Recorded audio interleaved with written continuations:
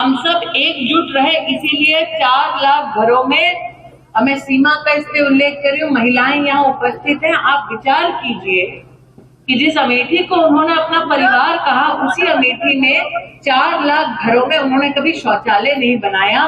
सोचिए 4 लाख परिवारों की बहू, बेटियां, बहनें, माताएं गांधी खानदान के राज में खुले में शौच करती थी, अंधेरों का इंतजार करती थी। हम सब एकजुट रहे, बिना बटे हम सब ने एकजुट होकर विकास की राह पर कदम बढ़ाया। इसलिए आज 4 लाख घरों में इन 5 वर्षों में शौचालय बना है।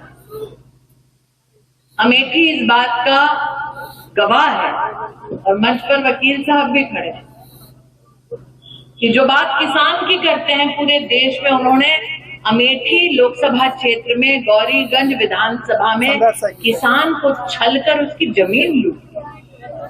आप सब इस बात के साक्षी हैं कि मैं स्वयं 10 वर्ष से उनसे अपील कर रही हूँ कि किसानों की कम से कम लूटी हुई जमीन तो वापस कर दो, क्योंकि उस फाउंडेशन पर स्वयं राहुल जी, सोनिया जी और प्रियंका जी विद्यमान हैं।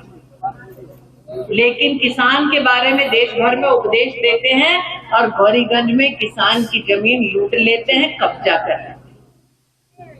हम समाज में एकजुट रहे और हमने इस समाज के माध्यम से, नरेंद्र भाई के आशीर्वाद से 4,20,000 किसानों के बैंक के खाते में 6,000 रुपया सालाना पाया। 1.5 लाख परिवारों को जीवन में पहली बार यहाँ बिजली मिली। लोगों को लगता था, ये बार बार कहते थे वीआईपी क्षेत्र है तो ये क्षेत्र जगमगाता होगा, उन्हें क्या पता था कि 1.5 लाख घरों ने पहली बार, 40 से ज्यादा गांवों ने पहली बार बिजली की तार तब देखी 5 साल पहले, जब आपने मुझे आशीर्वाद दिया। आज के दिन उत्सव का दिन है। 500 साल बाद प्रभु अपनी जन्मस्थली पर विद्यमान है, भव्य मंदिर में, और सूर्य महाराज स्वयं उनके ललाट पर तिलक कर रहे हैं। इससे भव्य दृश्य, इससे भव्य दिन समाज के लिए, विश्व भर के सनातनियों के लिए नहीं हो सकता। हम कह रहे हैं, आपका आगमन हमारे परिवार में एक बहुत ही शुभ संकेत है, प्रभु की इच्छा है। इस संकेत का, प्रभु की इस लीला का मैं स्वागत करती हूँ। कथुआ में आके मुझे लंबा भाषण देने की वैसे जरूरत है। यहाँ का ओवरब्रिज ही इस बात का सबसे बड़ा संदेश है कि जिस एक विषय के लिए हम 30 साल का इंतजार किए, राम जी का तो वनवास रहा 14 साल का, आपका तो 30 साल का रहा एक ओवरब्रिज की वजह से।